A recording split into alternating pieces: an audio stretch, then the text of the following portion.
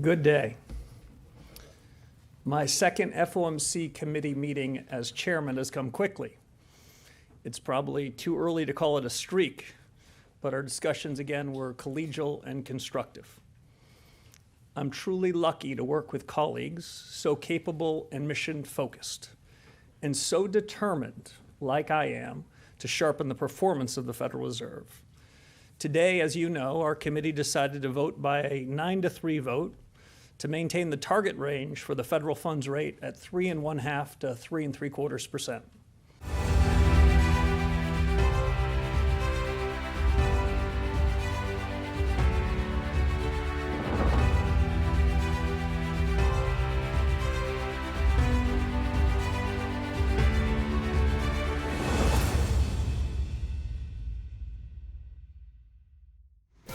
네, 시청자 여러분 안녕하십니까? 어려운 장세 속에 인사드립니다. 진행을 맡은 최유은입니다. 정보경입니다.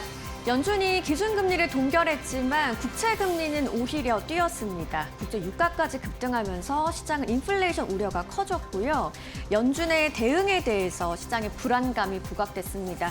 오늘 다우지수가 2%대 급락했고 빅테크 기업들의 실적 발표를 기다리면서 반도체 지수의 급락세도 눈에 띄었습니다. 필라델피아 반도체 지수는 5% 하락하면서 마감한 뉴욕 시장이었습니다. 네, 결국에는 간밤 시장에서 가장 중요했던 것은 국채금리가 아니었을까 싶은데요. FOMC 진행 이후에 30년물 국채금리는요 5.2%대까지 올랐습니다. 말 그대로 미국의 국채 시장이 패닉에 빠진 건데요. 이 30년물 같은 경우에는 2007년 이후에 최고치라고 합니다. 결국에는 이 주식시장 자체가 국채시장을 따라갈 수밖에 없는 상황이기 때문에 오늘 우리 시장에 대한 우려감은 더 커질 것으로 보여집니다. 물론 장 마감 이후에 마이크로소프트와 메타 등의 실적을 발표했는데 실적 발표보다는 오히려 이렇게 불안정한 시장 상황에 조금 다시 한번 흔들리지 않을까 하는 생각이 듭니다. 다만 이러한 상황 속에서도 결국에는 해법을 찾아야겠죠. 이런 복잡한 시장 속에서 오늘도 저희와 함께 시장 전략 세워보시죠. 네, 저와 함께 뉴욕 증시 3대 지수 마감 상황부터 확인해 보도록 하겠습니다. 뉴욕 증시 3대 지수의 마감 상황입니다. 오늘 장 마감 직전에 낙폭이 상당히 커졌는데요. 다우지수가 2% 넘게 하락했고요. 나스닥도 1.74% 하락했습니다. S&P 500도 1.52% 하락하면서 3대 지수 일제히 하락으로 마감을 했고요. 이어서 WTI의 움직임을 확인해 보도록 하겠습니다. 오늘 이란의 최근 공격과 관련해서 트럼프가 미국이 이란을 강하게 타격하겠다라고 밝혔습니다. 이 같은 이야기가 나오면서 오늘 국제유가는 급등했는데요. WTI가 6% 넘게 오르면서 배럴당 84달러 선에서 우리 시간 5시 기준으로 거래가 됐고요. 브렌트유도 상당히 오르는 모습이었습니다. 이렇게 국제유가의 급등이 인플레이션 우려를 키웠고요. 오늘 미국채 30년물이 앞서 전해드린 대로 상당히 급등을 했습니다. 2.58% 오르면서 5.27%대 형성이 돼 있고요. 2007년 이후에 최고 수준으로 올라간 미국채 30년물 금리였습니다. 오늘 시장의 이슈가 상당히 많았는데요. 일단 연준의 결정부터 한번 살펴보도록 하겠습니다. 기준금리는 5연속 동결됐지만 위원 3명은 인상을 주장했습니다. 어떤 이야기인지 바로 살펴보시죠. FOMC의 결과 핵심적인 내용을 정리해봤습니다. 기준금리는 3.5%에서 3.75%로 동결이 됐습니다. 9대 3으로 동결이 됐는데요. 헤맥, 카시카리, 로건 총재가 0.25%포인트의 인상을 주장한 것으로 알려졌습니다. 2016년 이후 처음으로 3명의 인상 소수 의견이 나왔고요. 성명은 지난 회의와 거의 동일했습니다. 그리고 워시 체제답게 후워드 가이던스는 제외가 됐습니다. 이런 매파적인 이야기에 시장은 긴축 우려를 먼저 반영했습니다. 그리고 케빈 허시의 기자회견에도 시장은 주목을 했는데요. 핵심적인 이야기를 한번 이어서 살펴보도록 하시죠. 앞서 영상을 통해서도 보셨습니다. 워시는 정책은 개별 지표보다 추세를 본다라는 이야기를 했고요. 이번 결정을 일시 중단으로 규정하지 않겠다라는 입장이었습니다. 시장금리와 실질금리가 이미 크게 올라서 금융시장이 먼저 긴축 효과를 만들고 있다라는 이야기도 덧붙였고요. 필요하면 언제든 행동하겠다라고 했습니다. 하지만 당장 추가 인상을 예고하지는 않았고요. 연준의 2% 물가 목표를 유지하겠다는 입장이었습니다. 시장은 연준이 최소 9월까지는 신중하게 움직일 것이라고 기대감을 드러냈습니다.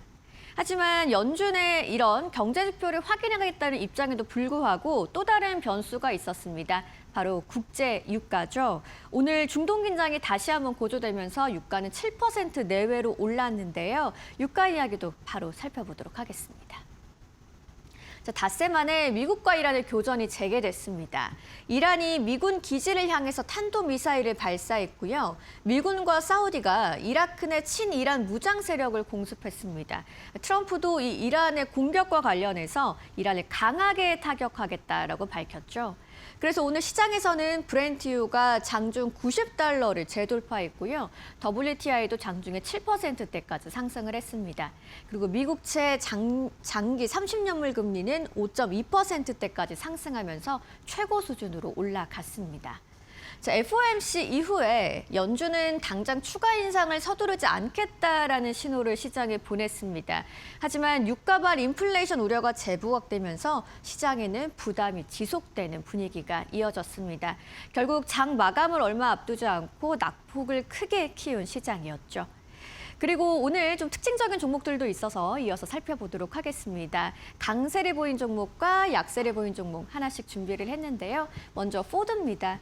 오늘 2분기 조정 EPS가 0.42달러로 시장의 예상치를 웃돌게 나왔습니다. 2026년 연간 에빗 가이던스도 100억에서 110억 달러로 상향이 됐는데요.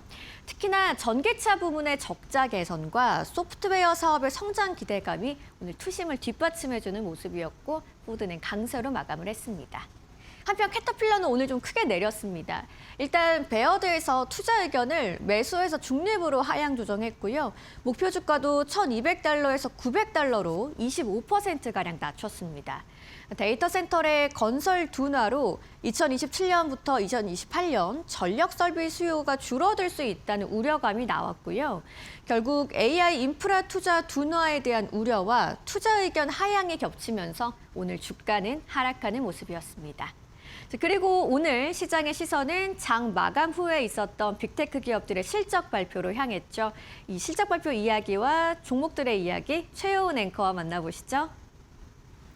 네, 간밤 시장의 분위기는 굉장히 안 좋았습니다. 일단 빅테크 기업들의 실적 발표를 기다리는 경계심도 있었고요. FOMC 이후로 금리 인상에 대한 좀 두려움이 더 커진 듯한 분위기가 나왔습니다.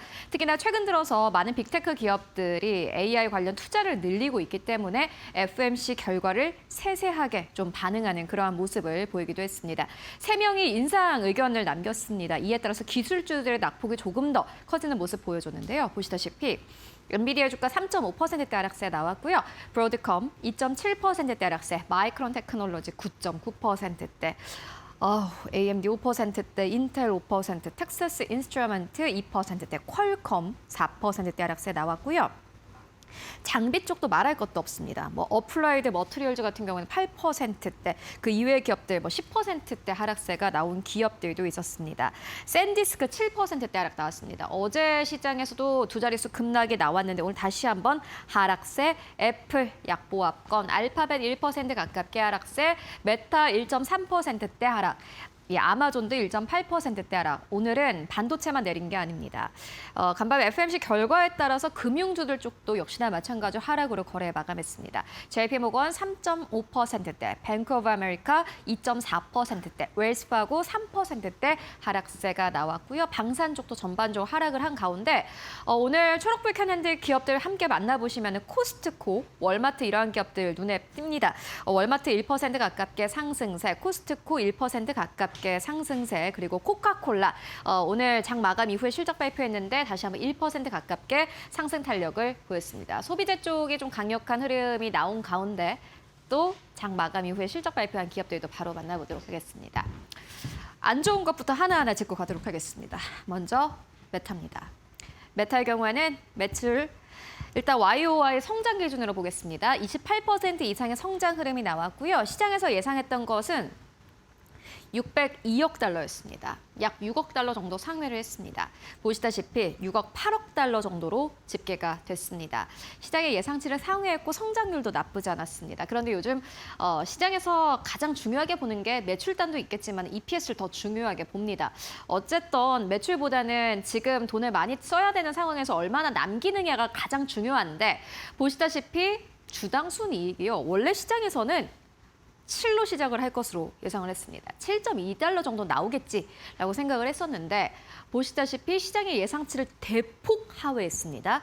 6.18달러로 집계가 됐습니다. 그리고 보시다시피 지금 시장에서 가장 좀 주목을 했던 것은 캐펙스 투자였는데 캐펙스 투자 자체 나쁘지 않았습니다. 전년 동기 대비 했을 때도 82% 증가한 캐펙스 투자액을 발표를 했고 시장의 예상치를 소폭 상회했습니다. 그런데 시장에서 약간 좀 헷갈린 겁니다. 왜냐하면은 EPS가 생각보다 좋지 않았던 상황 속에서 캐펙스 투자를 늘린다고? 메타가 앞으로 좀 괜찮을까? 이 재무제표가 괜찮을까 하는 우려감이 시장에서 아주 강력하게 나왔습니다. 그리고 매출 가이던스도 함께 발표가 됐는데 610억에서 640억 달러로 집계가 됐습니다. 그런데 문제는 다음 분기 매출 가이던스였습니다. 시장에서 예상했던 것보다 살짝 낮았습니다. 이에 따라서 EPS도 안 좋고 생각했던 것보다 다음 분기 매출이 시장에서 예상했던 것보다 조금 부진하네. 라는 컨센서스가 형성이 된 겁니다. 그리고 무엇보다 리얼리티 랩의 실적이 발표가 됐습니다. 2분기에도 적자를 기록한 것으로 나타났는데요. 여러분들 메타가 원래 사명이 페이스북이었습니다. 그런데 메타로 바뀌게 된 이유는 앞으로 우리 회사가 메타버스 쪽에 아주 힘을 쏟겠습니다. 그래서 사명도 메타로 변경합니다. 라고 발표를 한 겁니다. 그런데 막상 메타가 요 리얼리티 랩 메타버스 관련 사업은 연이은 적자를 내고 있는 것으로 확인됐습니다. EPS도 안 좋고 가이던스 자체도 사실은 생각보다 별로였는데 여기에 리얼리티 랩의 적자까지 더 확대되면서 시장의 우려는 조금 더 커진 것으로 나타났습니다. 물론 회사는 AI 웨어러블의 투자는 계속하겠다라고 발표를 했는데 시장에서의 반응은 당연히 좋지 않았습니다. 시간의 거래 만나보시죠. 주가가 8%대 하락세 나오고 있습니다. 585달러에서 종가를 형성한 메타 플랫폼스. 보시다시피 시간의 거래에서 뚝 떨어지는 흐름을 함께 확인하실 수 있습니다. 특히나 메타는 이번 실적 발표에서 굉장히 중요한 역할을 하고 있었습니다. 컴퓨팅 관련 좀 이슈도 있었고요. 물론 마크 저커버그가 약 5분 전에 이런 이야기를 했습니다. 우리 컴퓨팅 관련해서 우리가 생각했던 것보다 가격에 더 프리미엄을 붙여서 우리에게 원하는 고객사가 많아지고 있다. 라고 표현을 하기도 했는데 다만 어쨌든 간에 시간의 거래에서는 오히려 숫자에 더 반응을 하는 분위기 나오고 있고요. 이어서 그렇다면은 메타에 대해서 지금 시장에서 어떻게 생각하고 있는지 좀 정리해 보도록 하겠습니다. 월가가 메타에게 기대했던 건 이겁니다. 이제 실적보다는 자본 지출 가이던스가 주가를 좌우하는 핵심 변수다라고 이야기를 했고요. 레이먼드 제임스는 이렇게 이야기를 합니다. 클라우드 사업 진출을 공식화하면 투자 자본 수익률 우려가 완화된다. AI 수익화 가능성을 높여서 실적 전망치 상향으로 이어질 수 있다라고 이야기를 합니다. 시장에서 생각했던 건 이런 거였는데 막상 메타 자체가 지금 EPS 자체에서 약간 미스가 나면서 이런 것들이 의미가 없어지게 됐습니다.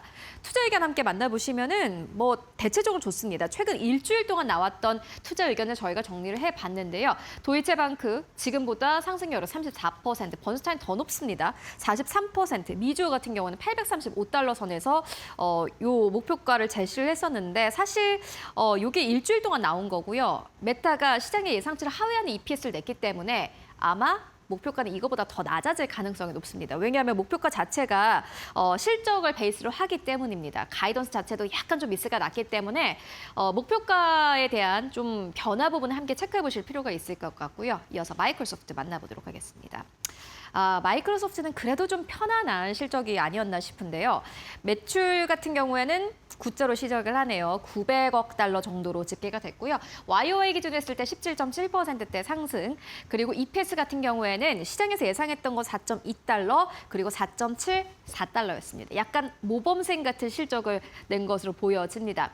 그리고 지금 시장에서 가장 기대했고 하고 그리고 좀 궁금했던 부분이 애저 관련 매출이었습니다. 클라우드 쪽 매출이었는데 클라우드 쪽 매출이 시장의 예상치를 상회한 것으로 나타났습니다. 그리고 연간 기준으로 했을 때 애저의 매출은 1천억 달러, 1천억 달러를 돌파한 것으로 나타났습니다. 많은 외신에서는 이 부분을 집중적으로 다루고 있고요. 결국에는 지금 마이크로소프트 쪽에 기대하는 쪽, 그리고 수익이 남는 쪽이 이 클라우드 쪽이기 때문에 클라우드 매출 쪽을 좀 기대를 했었는데 결국에는 호실적을 낸 것으로 확인이 됐습니다. CNBC는 이렇게 이야기합니다.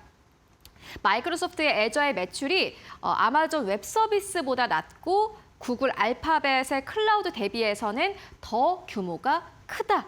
그리고 성장세를 이어가고 있다라고 설명을 합니다. 애저의 이 매출 성장률도 역시나 마찬가지로 굉장히 좋았고요. 이 애저 관련 매출 성장률 43%로 집계가 됐습니다. 이 역시나 시장의 예상치를 상회했고요. 자본 지출도 역시나 마찬가지로 시장에서 굉장히 중요하게 보고 있었던 그러한 포인트 중 하나였는데 410억 달러로 집계가 됐습니다. 물론 메타도 그렇고요. 마이크로소프트도 그렇고 잉여 현금 흐름 자체가 좋지 않습니다.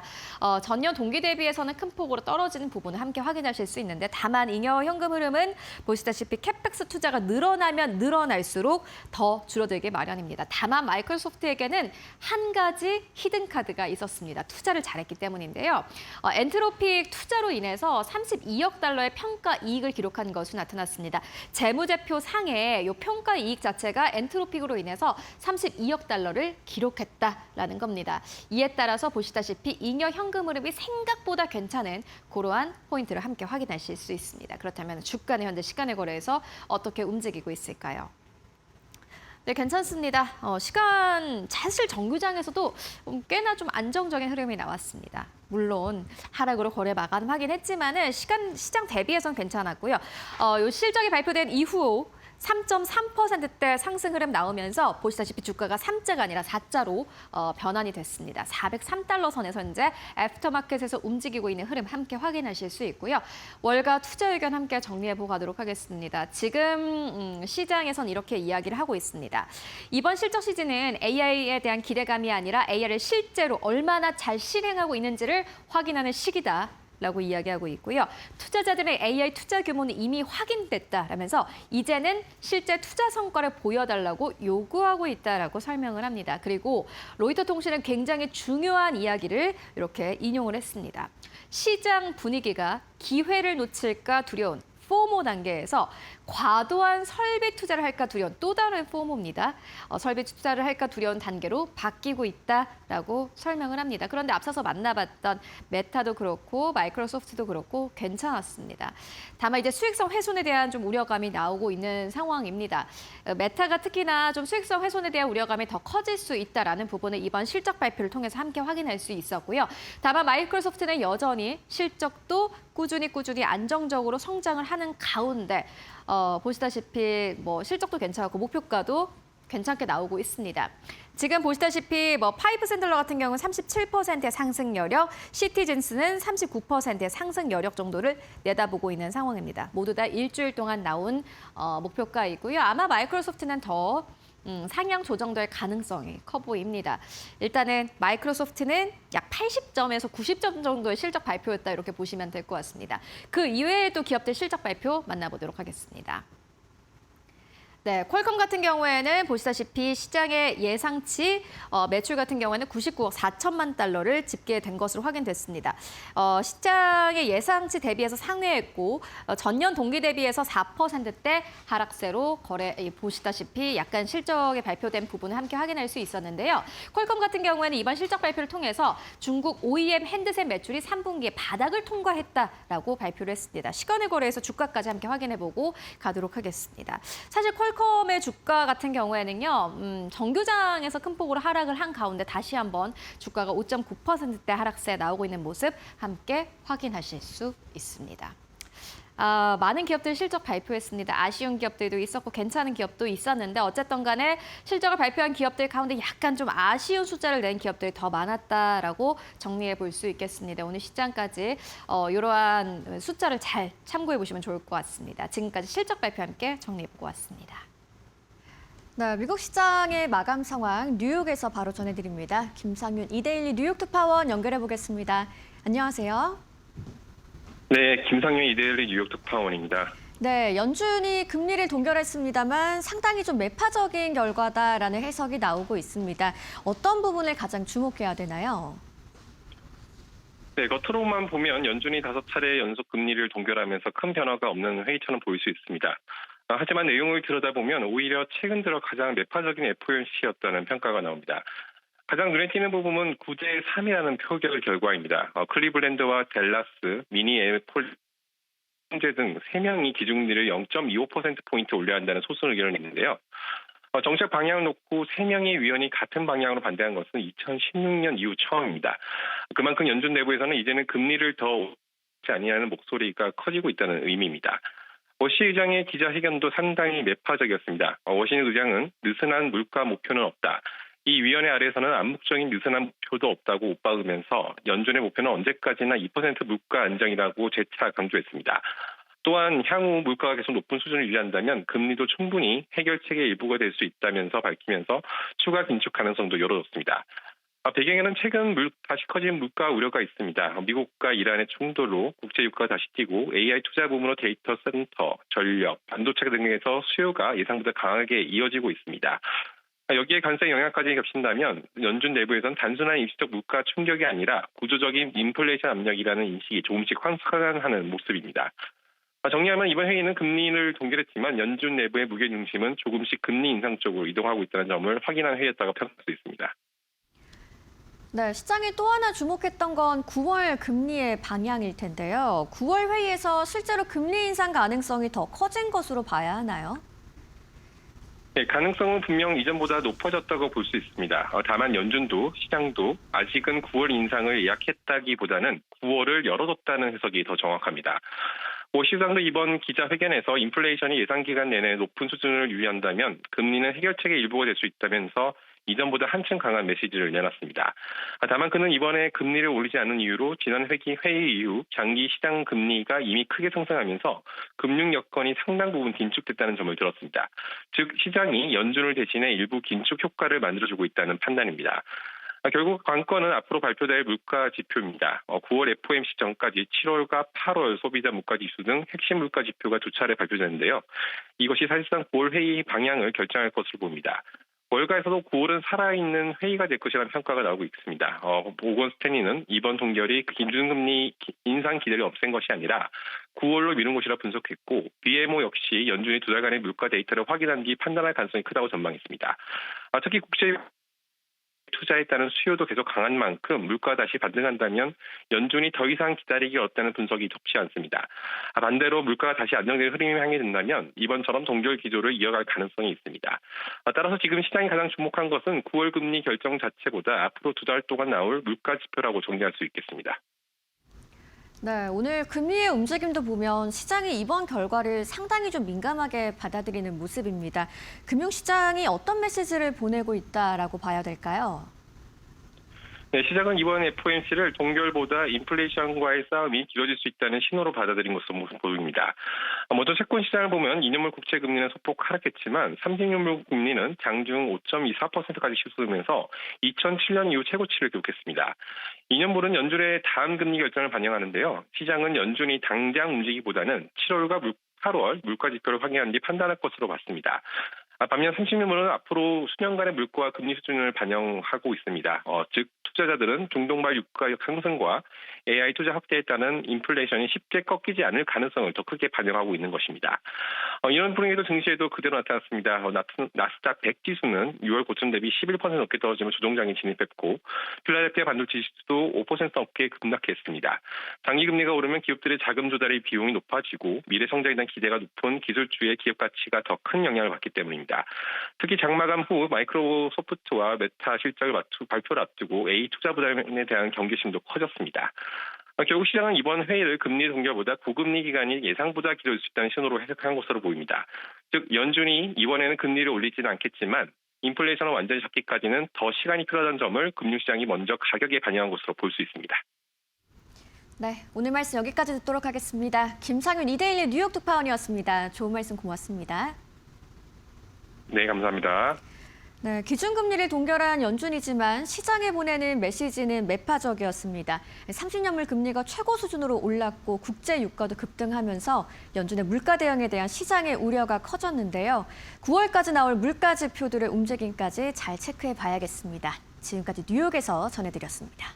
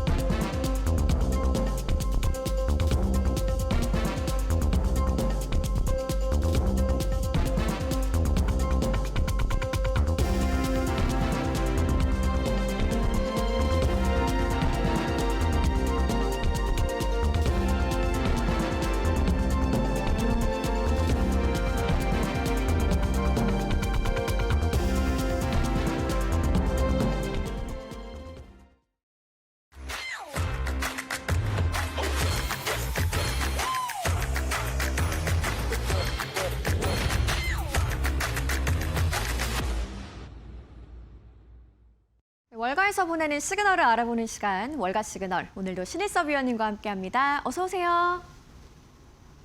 네, 오늘의 월가 시그널 키워드로 바로 만나보시죠.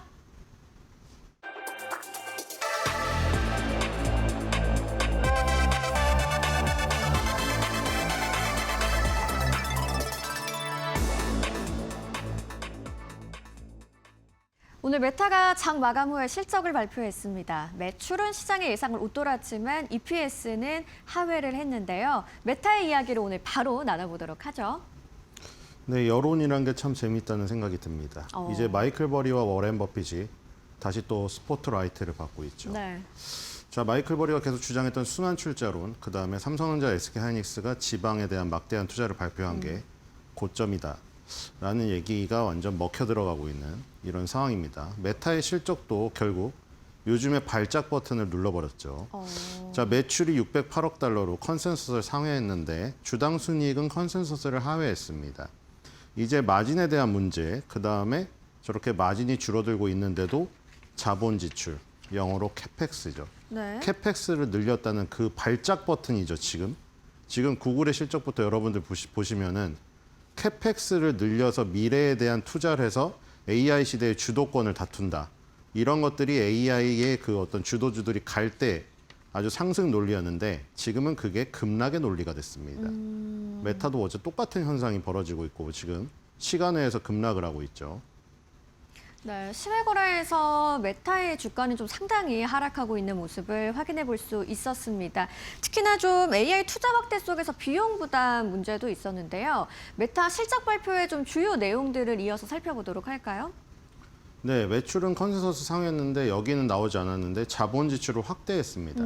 자, 그런데 여기서 자본 지출을 확대 안 할 수 없습니다. 메타, 테슬라, 아마존, 구글, 마이크로소프트, 애플 이런 회사들 지금 자본 지출을 줄이는 순간 AI 시대의 주도권을 놓쳐버리게 됩니다.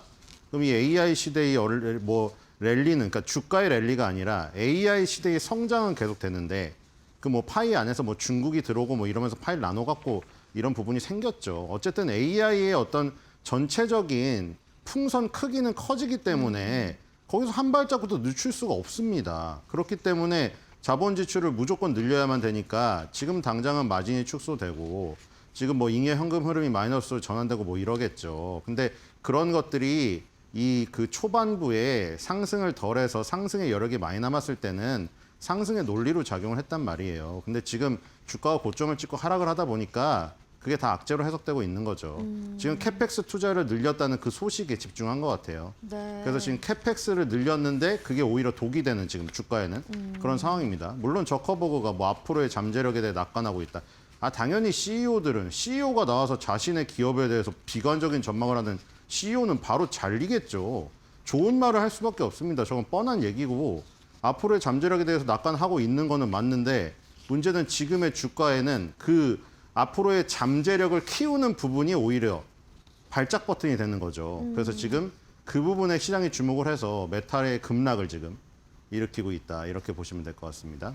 네, 또 좀 시장에 주목했던 부분이라고 한다면 핵심 미래 사업부인 리얼리티 랩스의 매출과 적자 규모가 좀 강하게 부각이 되기도 하는 모습이었어요. 이 부분은 좀 어떻게 보셨어요? 네, 메타도 지금 굉장히 사실 이 정도면 솔직히 잘 선방했다고 보이죠. 네. 왜냐하면 처음에 메타가 왜 헤맸냐면 페이스북에서 메타로 사명 변경하면서 그 당시에 솔직히 지금 지나고 보면 웃기지 않습니까? 저는 아무리 그때 생각해도 저게 도대체 싸이월드의 미니룸하고 뭐가 다른가 싶을 정도인데 그걸 뭘 가상현실이라고 대단하게 얘기하고 있다가 메타가 완전 박살나지 않았습니까?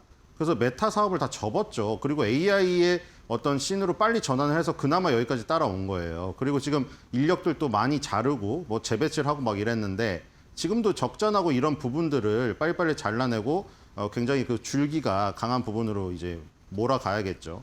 그거는 전환은 빨리빨리 잘하는데 네. 문제는 지금 상황에서 메타뿐만 아니라 전 AI 관련주 주도주들이 캐펙스 투자를 늘린다는 게 발작 버튼이라는 겁니다. 아, 네. 핵심적인 부분은 거기에 있다라고 얘기를 해주셨고 메타의 최근 주가 흐름은 어땠는지도 살펴보도록 하겠습니다. 간밤에도 좀 하락했고 시외 거래소도 밀리고 있는데요. 네, 지금 뭐 이제는 또 돌이킬 수가 없어요. 지금 보니까 또 이제 다들 전망을 또 낮추고 있던데 네. 지금 아니 제가 누누이 말씀드리는데 그 개인 투자들한테 아무 도움이 안 됩니다. 그 지금 다 비가 내리고 있는데 우산을 준비하라고 하면은 이미 다 젖어 있는 상태에서 우산 준비하면 늦거든요. 근데 지금 뭐 메타도 그렇고 다른 뭐 마이크론 테크놀로지라든가 우리나라 지수도 마찬가지고 증권사들이 전부 다 여기가 아니었나 봐 하면서 다 뒷발을 무르고 있더라고요. 그래서 지금 메타도 결국 그렇게 될 수밖에 없는 지금 상황이고 네. 기술적으로도 보시면 일단 갭하락이 나온 뒤에 쭉 밀리고 있는 상황이잖아요. 지금 여기 이제 밑에 이 갭 부분이 하나 남았거든요. 여기 내려가면 진짜 위험합니다. 왜냐면 이 상승이 4월 달부터 시작됐거든요. 이 랠리가 4월 달 3월 31일에서 4월 1일을 넘어가면서 거기서 시장을 헤이크를 한번 주면서 급등 랠리가 나온 거예요. 근데 여기에 내려가면 이제 4월 달 저점 테스트를 가야 되기 때문에 거기가 붕괴되면 상당히 지금 위험한 구간이죠. 네. 근데 지금 메타는 솔직히 올라간 것도 없는데 사실 4월 달 주가를 지금 회귀하고 있는 모습입니다. 자, 메타는 최근 개파락 이후에 4월 수준으로까지 주가가 많이 내려간 모습입니다. 간밤에도 하락했고 특히나 시외거래에서는 현재 주가가 10% 가까이 급락하고 있는 모습까지 확인을 했고요. 저 메타의 실적 발표 이후에 주가가 이제 우리나라에는 어떤 영향이 있을지 궁금해지는데 국내에는 좀 어떤 시그널 예상이 되시나요? 네, 뭐 국내도 이제 그 둑이 터졌죠. 밑에 하방 둑이 터져버렸기 때문에 뭐 이 하락세를 막기는 어렵습니다. 네. 여러분들이 저기를 해야 될 거는 뭐 본인이 이제 시황하는 유튜버라든가 뭐 스터디 모임장 아니면 이 하락의 이유에 대해서 파악할 이유가 없습니다. 하락에 대해서 이유를 파악해봐야 아무 소용이 없어요. 지금 해야 될 일은 뭐냐면 고점에서 어떤 신호가 나왔을 때 이런 급락이 나왔는지를 복기를 하고 제가 제일 좋은 방법은 뭐냐면은 거기에 제가 가장 자기가 끔찍하게 생각하는 뭐 추억이라던가 형상, 사진을 걷다가 붙여놓으세요. 그리고 이것을 잊지 말으셔야 됩니다. 그렇지 않으면 또 다음에 왜냐하면 이게 계속 반복되는 걸 전 데자뷰로 많이 봤거든요. 네. 지금 뭐 그 기사가 그렇게 났던데요. 보니까 제발 다시는 안 할 테니 이번만 살려주세요. 뭐 이러고 있다고 어떤 기자분이 타이틀 달았는데 그런 마음을 가지고 계시는 분들이 많잖아요. 이렇게 해서 시장에서 또 퇴출되고 또 새로운 분들이 들어오면은 그것을 기억하는 사람들은 없기 때문에 또 실패를 반복합니다. 그렇기 때문에 이 실패를 반복하지 않기 위해서도 뭐 백서를 만들던가 정말 복귀를 하기 위해서 그 고점의 신호에다가 정말 표시를 해놔야 되지 않을까. 모니터에도 좋고요. 자기 벽면에라도 좋습니다. 그러니까 그 이유를 해석하는 거는 이 말하는 사람들의 몫이기 때문에 그런 직업을 갖고 있지 않다면 그걸 하는 시간에 고점에 왜 어떤 신호가 나왔을 때 급락을 했었는지 그것을 반드시 복귀하는 뭐 수업료를 지불하고 경험을 샀다고 생각하시면 좋을 것 같습니다. 네, 최근 급락장에서 좀 상당히 힘들어하시는 투자자분들 많으실 텐데요. 좀 복귀를 해보면서 이런 실패가 좀 반복되지 않도록 하면 좋겠다는 이제 위원님의 우려까지도 전해드리도록 하겠습니다. 자, 오늘의 월가 시그널도 신일섭 위원님과 함께했습니다. 좋은 말씀 고맙습니다.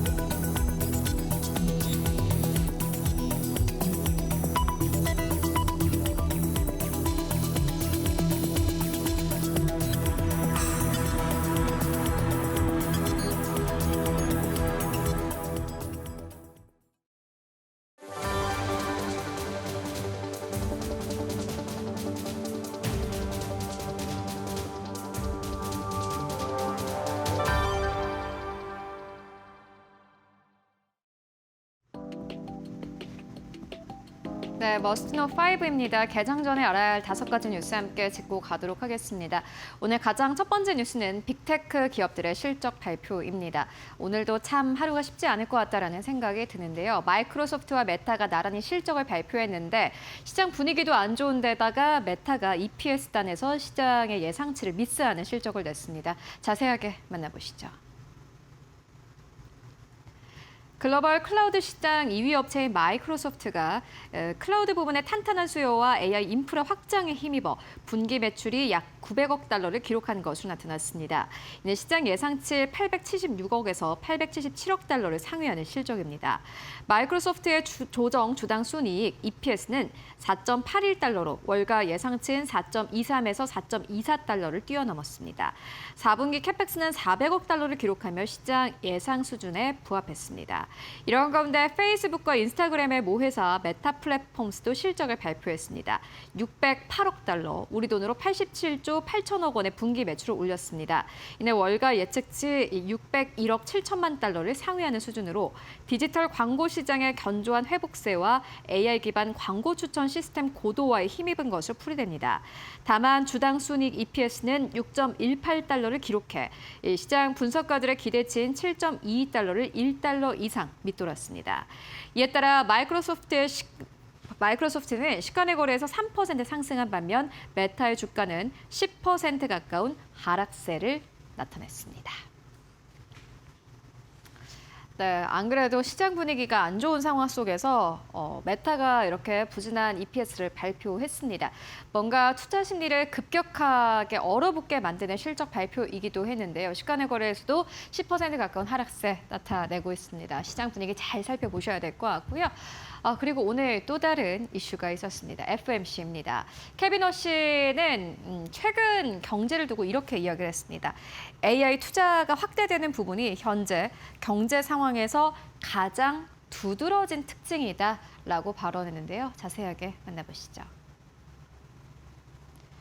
케빈 허쉬 미국 연방준비제도 의장이 인공지능 인프라 투자를 현재 미국 경제에서 가장 두드러진 변화로 평가하면서도 인플레이션이 다시 확대될 경우 추가 긴축에 나설 수 있다는 입장을 분명히 했습니다.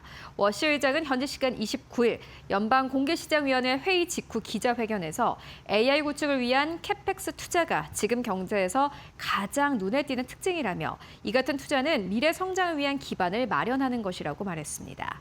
다만 그는 AI 관련 투자 확대가 공급 측면에서 어떤 효과를 가져올지는 아직 예측하기 어렵다며 생산성 향상과 물가 안정에 미칠 영향은 좀 더 지켜볼 필요가 있다고 설명했습니다. 이날 연준은 기준금리를 5차례 연속 동결했지만 워시 의장은 이번 결정을 통화정책의 일시 중단, 퍼즈로 해석해서는 안 된다고 선을 그었습니다. 그러면서 오늘 결정을 일시 중단으로 표현하지 않겠다며 우리는 현재 경제 상황을 면밀히 검토했고 핵심적인 정책 과제들을 깊이 논의했다고 말했습니다. 결국에는 미국의 빅테크 기업들이 돈을 크게 지출하는 상황 속에서 이러한 이 투자 지출이 앞으로 경제에 어떠한 영향을 미칠지 함께 확인해 보시면 좋을 것 같습니다. 이어서 세 번째 뉴스 만나보시죠. 요즘 여러분들 아마 좀 걱정이 많으실 것 같습니다. 어제 다시 한번 한국 시장은 급락세가 나왔습니다. 하루가 멀다 하고 연이은 폭락세가 이어지고 있는 건데요. 미국 증시에서도 역시나 마찬가지로 반도체주는 연일 급락세를 나타내고 있습니다. 이를 두고 트루이스트 증권은 이는 패닉성 매도라라면서 AI 수요는 여전히 견고하다라고 논평했습니다. 자세하게 만나보시죠. 반도체주 급락은 과도한 우려에 따른 일시적인 조정에 불과하며 인공지능 수요는 여전히 강하다는 분석이 나왔습니다. 트루이스트 증권은 업계 관계자들을 점검한 결과 이 필라델피아 반도체 지수가 6월 고점 대비 25% 넘게 하락했지만 AI 관련 펀더멘털에는 큰 변화가 없었다고 평가했습니다. 윌리엄 스타인 애널리스트는 업계 분위기는 여전히 매우 뜨겁다며 반도체 업종에 대한 긍정적인 시각을 유지한다고 밝혔습니다. 이어 AI 인프라 투자 기업들이 과거보다 더 큰 규모의 주문과 장기 계약을 체결하고 있다며 공급망 전반의 수요도 견조한 상태라고 설명했습니다. 다만 상황은 언제든 바뀔 수 있다면서도 현재까지 공급망에서 확인되는 신호는 매우 긍정적이라고 덧붙였습니다. 트루이스트는 장기 성장성을 노리는 투자자에게는 엔비디아와 AMD, 브로드컴, 모놀리식 파워 시스템즈를 안정적인 투자를 선호하는 투자자에게는 에로 일렉트릭닉스와 에브넷, 벨든, 센사타 테크놀로지스를 추천했습니다. 네, 그래도 트루이스트 증권은 지금 시장은 패닉이다. 앞으로 AI 쪽의 성장은 여전히 견고하다라고 평가를 했습니다. 일단 관련된 종목들의 흐름 계속해서 지켜볼 필요가 있겠고요. 이어서 네 번째 뉴스로 옮겨가 보도록 하겠습니다. 미국은 반도체 쪽 그리고 기술 쪽에 투자를 연이어서 하고 있는 상황입니다. 미국 정부가 글로벌 파운드리스에 3억 달러를 지원한다라는 로이터 통신의 보도가 나왔는데요. 칩스 법안의 일환이라고 합니다. 자세하게 만나보시죠. 미국 정부가 자국 파운드리 업체 글로벌 파운드리스에 3억 달러를 지원합니다. 로이터 통신에 따르면 글로벌 파운드리스는 인공지능 데이터 센터용 실리콘 포토닉스 기술의 R&D를 강화하는 차원에서 반도체법, 칩스 법안에 따라 정부 자금을 지원받게 됩니다. 미국 도널드 트럼프 행정부는 중국과의 기술 경쟁에서 우위를 점하고자 주요 반도체 기술 분야에 대한 반도체법 자금 집행에 힘쓰고 있습니다. 실리콘 포토닉스는 칩 간 데이터 전송에 전기 신호 대신 빛을 사용하는 기술입니다. 대용량 데이터를 빠르게 처리할 수 있는 차세대 기술로 꼽힙니다. 이번 지원의 주요 목표는 실리콘 포토닉스를 AI 프로세서와 통합해 데이터 전송 속도와 에너지 효율을 끌어올리는 공동 패키징 광학 기술의 향상입니다. 현재 실리콘 포토닉스와 첨단 광학 패키징 공급망의 대부분은 대만 TSMC, 이스라엘의 타워 세미컨덕터 등 미국 외 국가의 파운드리 업체에 집중됐습니다. 글로벌 파운드리스는 데이터 전송 속도를 초당 400기가비트로 올리고 현 세대 구현 방식 대비 최대 5배 높은 에너지 효율 달성을 목표로 한다고 밝혔습니다. 네, 미국 정부의 지원은 이어지고 있는 상황입니다. 이게 어떤 기업으로 수혜가 갈지 함께 확인해 보시면 좋을 것 같습니다. 이어서 마지막 뉴스 함께 만나보시죠. 최근 연일 삼성전자와 SK하이닉스의 폭락이 이어지고 있습니다. 이에 따라서 정부가 정책을 마련했는데요. 보시다시피 정부에서는 총 투자금의 20% 내 레버리지 매수 한도를 설정하는 방안을 생각하고 있다라고 발표했습니다. 자세하게 만나보시죠. 경제금융당국은 단일 종목 레버리지 상장지수 펀드 ETF 거래가 증시 변동성을 키우는 원인으로 지목된 것과 관련해 개인별 투자 한도 설정 등으로 총량 관리에 나서기로 했습니다. 구윤철 부총리 겸 재정경제부 장관은 현지 시간 29일 정부 서울청사에서 관계 기관과 함께 긴급 시장 상황 점검 회의를 하고 이러한 대응 방안을 결정해 발표했습니다. 회의에는 구 부총리와 신영송 한국은행 총재, 이혁원 금융위원장, 이찬진 금융감독원장 등 이른바 F4 외 하준경 청와대 경제성장수석도 참석했습니다. 당국은 개인별 투자 한도를 설정 범위와 관련해 총 투자 금액의 20% 이내 예시로 들었습니다. 아울러 홍콩의 가변 레버리지 등 배율 사례 등을 고려해 긴급 상황에서 당국이 시장 안정화 조치를 할 수 있는 법적 근거를 마련하기로 했습니다. 네, 이러한 정책들이 시장 상황을 근본적으로 바꿀 수 있을지 여러분들 함께 체크해 보시면 좋을 것 같습니다. 지금까지 5가지 뉴스와 함께 살펴보고 왔습니다.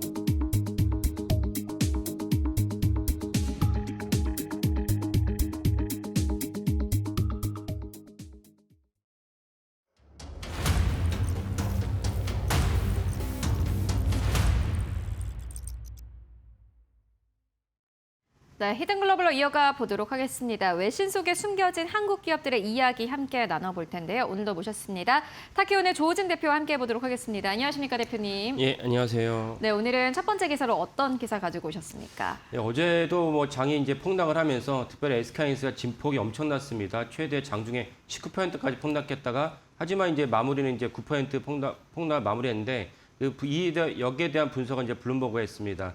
자세히 살펴보도록 하겠습니다. 네, 이게 참 시장 상황이 너무 어려워서 아마 좀 뉴스 준비하시는데도 힘드실 것 같아요. 예. 그렇다면 이 블룸버그 기사에는 어떠한 내용이 담겼습니까? 예, 일단 어저께 이제 그 SK하이닉스가 잠정 실적을 발표했는데 제가 이제 어제 이 방송에서 이제 호실적이 예상되지만 오전까지는 이제 어느 정도 장이 유지하다가 그 다음에 이제 내려갈 수 있다라고 말씀을 드렸는데 이 호실적이긴 하지만은 시장의 눈높이 컨센서스에 미치지 못했습니다. 그러다 보니까 이제 오전에서도 좀 더 빨리 이제 시장이 무너지는 것을 있었고 그다음 두 번째는 이제 컨퍼런스 콜을 진행을 하면서 시장이 기대했던 이제 주주환원 정책, 삼성전자는 주주환원 정책을 계속 내놓았기 때문에 SK하이닉스 역시 주주환원 정책이 있지 않을까라는데 원론적인 수준에서 뭐 연내에 이제 주주환원 정책을 갖다가 얘기하겠다는 정도에서만 마무리하면서 진폭이 좀 커졌습니다. 이런 것들이 맞물리면서 이제 어저께 시장이 이때 낙폭을 키웠는데 그리고 여기에 우리가 다 알다시피 이제 그 중국에 있는 그 노광 장비를 갖다가 개발했다는 문제, 또 CXMT가 이제 상장을 성공하면서 CXMT가 성공적으로 이제 상장한 자금을 갖고 그 전체적으로 이제 그 메모리 증설을 나누겠다, DRAM 기업이기 때문에 하는 전망이 또 한 번 대두되면서 어제 시장의 진폭을 키웠다라고 볼 수가 있겠지만 뭐 이거보다는 근본적인 시장 자체가 반도체에 대해서 아직도 의심과 우려의 눈치를 바라고 있다. 반도체가 이제 그 기억하실 수도 있지만 작년 이맘때 SK하이닉스의 주가가 얼마였느냐? 30만 원이 안 됐습니다. 한 28만 원 정도였고 6월 달에는 뭐 20만 원 정도였기 때문에 왜 그랬느냐? 작년 SK하이닉스 전체 영업이익이 47조였어요. 전체 영업이익보다 어제 영업이익이 더 많이 나왔음에도 불구하고 그런 것들이 무엇을 의미하느냐? 엄청난 영업이익이 발생했다라는 것도 있지만 또 다른 건 무엇이냐? 불과 1년밖에 안 됐구나. 그럼 우리가 이제 PER로 이제 계산할 때는 3년치 영업이익을 끌어와야 되는데 시장에서는 아직도 올해는 괜찮지만 내년에는 괜찮겠느냐? 이런 우려에 섞인 시각이 있습니다. 그러다 보니까 반도체에 대한 우려 섞인 시각이 있어가지고 어저께 SK하이닉스가 시장이 상당히 안 좋게 폭락을 했다라고 볼 수가 있겠습니다. 주주 환원책은 어떻게 보셨어요? 예, 주주환원 정책이 예상보다 미약해가지고 어저께 이제 시장의 진폭을 키우는데 한몫했다라고 보여지만 아마 조만간 발표하지 않을까라고 생각을 합니다. 알겠습니다. 그렇다면은 이제 뭐 SK하이닉스가 또 실적 발표에서 여러 가지 이야기를 내놨을 것 같은데 대표님은 어떤 부분을 좀 인상적으로 보셨습니까? 예. 그 어저께 실적과 이제 그 주가 흐름에서도 우리가 중요하게 체크해야 될 점이 무엇이냐면 SK하이닉스가 폭락했고 삼성전자 폭락했죠. 뭐 같은 한국 증시에서 폭락을 당연히 했지만 무엇보다 중요할 것이 뭐냐면 키옥시아가 일본의 키옥시아가 이제 좀 화면에 보시는 대로 SK하이닉스가 이제 KRS 기준으로 이제 9.42% 마무리를 떨어지면서 마무리를 했지만은 키옥시아는 무려 14%가 떨어졌습니다. 그러니까 SK하이닉스가 더 많이 떨어졌죠. 그러니까 이것은 무엇이냐? 아까 말씀드린 중국 반도체 굴기. 지금 그 중국에서 이제 CXMT는 DRAM 기업이고 YMTC는 이제 그 낸드 플래시 기업입니다. CXMT가 이제 상장 성공리 마무리하니까 YMTC까지 상장하겠다는 이제 기사가 계속 나오고 있습니다. 그러다 보니까 같은 낸드 플래시 기업이 이제 키옥시아도 사실 작년에 엄청나게 그 주가 상승을 거뒀는데 그에 따라서 키옥시아가 SK하이닉스보다 더 많이 떨어졌다는 점 알 수 있습니다. 그래서 전체적으로는 중국의 반도체 기업이었던 굴기, 중국 반도체 굴기 때문에 초과 수요가 해소되는 거 아니냐. 이 영향이 지금 시장을 많이 장악했다라고 볼 수가 있겠습니다. 네, 그러면은 초과 수요에 대한 SK하이닉스 입장 어제 나왔나요? 예, 나왔죠. 컨퍼런스 콜에서 당연히 중요한 이슈니까 또 한 번 질문 있고 답변을 했는데 동일하게 SK하이닉스는 계속 시종일관 초과 수요는 유지된다. 내년에 초과 수요가 더 심각해진다라고 얘기했었고 어제 컨퍼런스 콜에서는 정확하게 또 한 번 뭐라 그러냐면 2030년까지 수요가 공급을 앞지를 것이다라고 얘기했어요. 그러면 이제 근데 이건 다 아는 이야기 아닌가요? 27년과 28년이 동일한데 다 아는 얘기인데도 불구하고 시장이 왜 떨어졌냐라는 관점에서 아까 말씀드린 대로 시장에서 이런 메모리 반도체에 대한 업황에 대해서 불신하고 있다. 의문을 갖고 있다는 것입니다. 그러니까 왜 그러냐?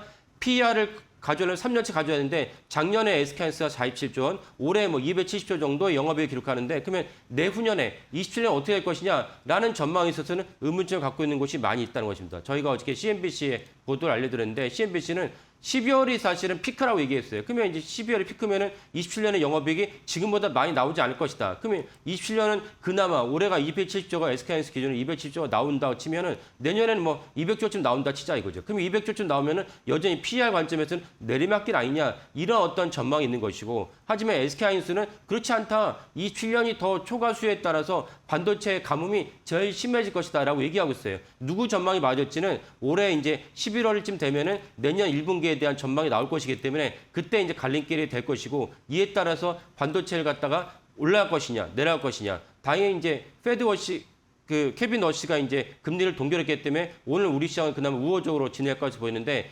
11월이 됐을 때 누구 말이 맞을 것이냐. 내년에도 반도체 초과수요 유지되면서 영업이익이 계속 탄탄대로 걸을 것이냐. 아니면 정점을 찍고 내려갈 것인지가 11월쯤에 나올 것인데 그때까지 보시면 이제 그 내년의 전망을 볼 수 있는데 누구 말이 맞을지에 따라서 주식을 갖다가 보유할지 추가 매수할지를 결정하시면 될 것 같습니다. 네, 이게 참 어렵습니다. 왜냐하면은 SK하이닉스가 주가가 워낙 급하게 올라와서 사실 뭐 실적 발표에서 나온 내용도 그렇고요. 뭐 실망스러운 내용은 뭐 거의 없었다시피 했는데 그래도 이게 결국에는 시장이라는 게 결국에서 계속 바뀌기 때문에 투자 심리가 바뀌기 때문에 눈높이도 바뀌고 이런 것들을 앞으로 좀 어떻게 반영할 것인가에 대한 좀 우려감이 있는 것 같고요. 저는 뭐 개인적으로 사실 수급이 좀 문제라고 생각을 합니다. 예, 수급 쪽은 좀 어떻게 보고 계세요? 예. 그 어저께 최대 장중 19%까지 하락을 했다가 9% 이제 하락을 마무리했습니다. 그러면 장중에만 10%의 변동폭이 있는데 어제 이제 낙폭을 줄인 요인이 무엇이냐면 어제 오후 2시부터 연기금이 들어왔어요. 연기금 매수를 시작하면서 장중에 진폭을 낙폭을 줄였습니다. 그렇게 본다면 연기금이 사실 그저께도 사실은 사이드카가 발동하면서 엄청나게 주가 떨어지지 않았습니까? 뭐 주가 떨어진 것이 뭐 사실 한 달 동안 계속 떨어졌는데 연기금이 진작에 이제 차라리 투입을 했으면은 사실 외국인들이 이렇게 장난을 칠 수 없는 그런 배경도 되고 개인들 입장에서는 사실 놀래가지고 19%라는 것이 엄청난 이제 하락폭 아닙니까? 개인들이 놀래고 또 이제 신용 매수와 강대 청산이 있기 때문에 많은 분들이 손절을 했을 것입니다. 그런 점에서 아쉽습니다. 연기금이 오후 2시부터 이제 투입이 하지 말고 진작에 투입이 됐으면 더 좋았을 법한데 이런 맥락이 사실은 지난 5월부터 정부 정책의 엇박자가 나오고 있다. 5월부터 이제 두 배 레버리지가 ETF를 출시되면서 진폭을 키웠고 두 번째는 국민연금이 더 이상 이제 바스켓에 담을 여력이 없기 때문에 이런 것들에 부추겼는데 이런 식으로 이제 국내 당국의 어떤 정책 부재가 상당히 이제 일조를 했다고 볼 수가 있겠습니다. 네, 알겠습니다. 첫 번째 기사는 여기서 마무리해보도록 하겠습니다. 빠르게 두 번째 기사로 넘어가 보도록 하겠습니다. 두 번째 기사도 역시나 마찬가지로 뭐 관련된 뉴스를 가지고 오셨을 것 같은데 사실 삼전 SK하이닉스 쪽으로 최근에 투심이 워낙 안 좋다 보니 뭐 관련된 뉴스가 약간 좀 묻히고 있는 상황입니다. 두 번째 뉴스는 어디서 가지고 오셨을까요? 예, MIT 테크놀로지 리뷰라고 해서 이 MIT 그 대학에서 만드는 이제 그 잡지입니다. 근데 MIT 테크놀로지는 MIT의 특성답게 대학교 수준에서 새로운 신기술이 막 재미있는 신기술이 많이 나오거든요. 그래서 그런 신기술이 시장에 들어가기도 하지만 어쩌 시장에 들어가기 위한 기본적인 모판에 해당하는 것이 이제 대학교 실험실인데 거기서 재미있는 기술을 주로 소개하는 이제 그 매체가 MIT 테크놀로지 리뷰입니다. 근데 어저께는 이런 신기술이 아니고 삼성전자, SK하이닉스에서 벌어진 인재 전쟁 또는 이제 삼성전자에 실망한 많은 인재들이 SK하이닉스 넘어가고 있다는 것을 갖다가 아주 이제 심층 분석한 기사를 내놨습니다. 이거를 자세히 살펴보도록 하겠습니다. 네, 알겠습니다. 굉장히 재미있는 기사를 가지고 오셨어요. MIT 테크놀로지 리뷰에 나온 기사. 삼전의 반도체 인력이 SK하이닉스로 이동하고 있다. 이제는 인재 경쟁이다라는 제목의 기사를 가지고 오셨습니다. 이 기사에는 어떤 내용이 담겨져 있습니까? 예.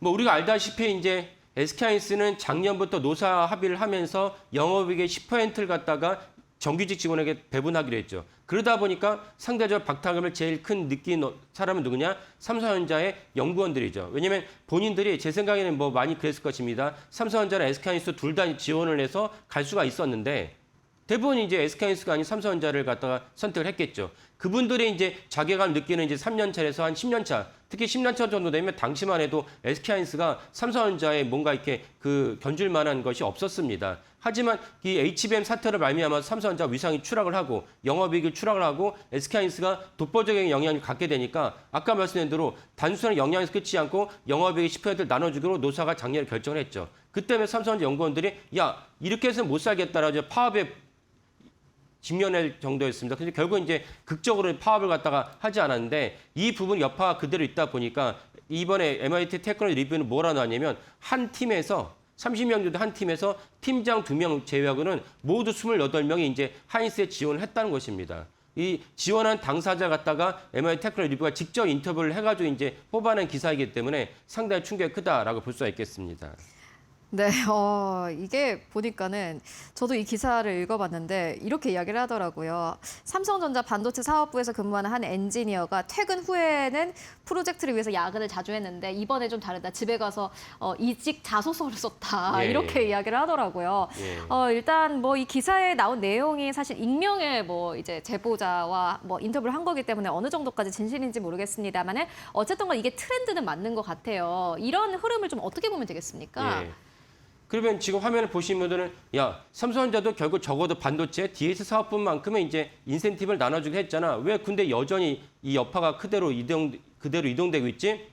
라고 의문을 다실 수 있는데 삼성전자는 인센티브를 나눠주긴 했지만 인센티브의 대부분이 사실은 주식으로 그것도 3년을 나눠서 주기로 했습니다. 이거하고 하이닉스는 인센티브의 대부분을 바로 그다음에 결산이 끝나면 그다음에 바로 현금을 지급을 하고 됐으니까 당연히 받는 사람 입장에서는 어느 것이 더 흥이 나고 기분이 좋겠습니까? SK하이닉스 쪽이죠. 그러다 보니까 삼성전자에서 SK하이닉스로 이동하려 하는 이동의 그 흐름이 여전히 멈추지 않고 있다라고 볼 수가 있고 두 번째는 아까 말씀드린 대로 일단 이제 위세가 2등 기업이었던 하이닉스가 더 많은 영업이익을 나눠주는 것에 대해서 삼성전자가 선제적으로 반응하지 못했습니다. 삼성전자 경영진이 선제적으로 대응을 하면서 야 우리도 이러다 큰일 나겠다. 사실은 이제 인사팀에서 하루 이틀도 아니고 많은 어떤 정규직 직원이 연구원이 빠져나와서 SK하이닉스로 이동하면서 알고 있으면 선제적으로 노조에서 파업을 불사를 갖다 얘기하기 전부터 이 문제를 다뤘어야 되는데 삼성그룹은 아니 우리는 이상 못 줘. 라고 이제 딱 못 박는 바람에 사실 연구원들 대부분 입장에서는 아, 이 회사는 이제 아니다. 라는 어떤 사기의 어떤 저하가 이 문제도 크지 않았을까 싶습니다. 그래서 MIT 테크놀로지 리뷰가 이제 인터뷰한 연구원을 얘기를 들어오면 30명 중에서 2명 빼고는 다 28명이 이직 준비를 하고 있다는 것인데 이건 상당히 충격적이고 삼성전자가 지금이라도 더 이제 능동적으로 대처해야 된다라고 생각을 합니다. 사실 이제 내부적으로도 약간 인센티브로 인해서 삼성전자는 약간의 좀 갈등 같은 게 있잖아요. 그렇죠. 그러니까 네. 내부라고 말씀하신 건 결국 무엇이냐면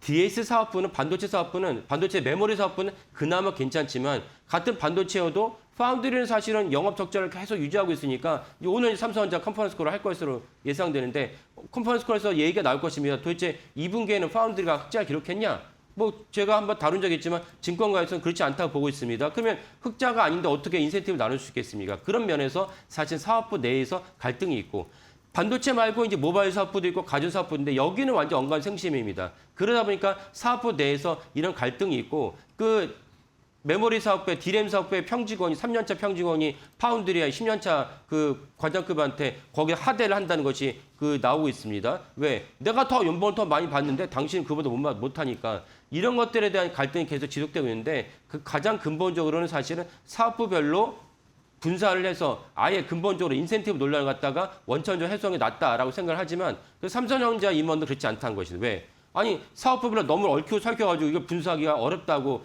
그 반응을 보이고 있는데 제가 볼 때 전형적으로 갖다 바꾸지 않으면 이 갈등이 계속 증폭이 되고 그다음 또 하나 아까 말씀드린 하이닉스로 이직하는 것이 멈출 수 없다라고 이제 저는 여겨집니다. 네, 그리고 이게 보니까는 법원이 이제 이 어떤 결정을 내렸다라는 부분이 이 기사에 나오더라고요. 이게 무슨 내용입니까? 예. 그러니까 사실은 인센티브 때는 SK하이닉스랑 삼성전자 연구원 이직에 대해서 일반인들은 알고 계셨지만 사실 그 전부터 사실은 SK하이닉스 삼성전자에서 SK하이닉스 이동이 빈번했습니다. 왜 이동을 하느냐? 얘기를 하다 보니까 똑같은 일인데 내가 그 과장인데 이동을 하면 차장으로 준다 그러고 하이닉스에서 삼성전자 이동도 했습니다. 그럼 차장에서 부장을 준다고 그러니까 당연히 이직을 했죠. 이직을 빈번하겠는데 이번에 목견 삼성전자가 법원에다가 가처분을 갖다가 요구를 했어요.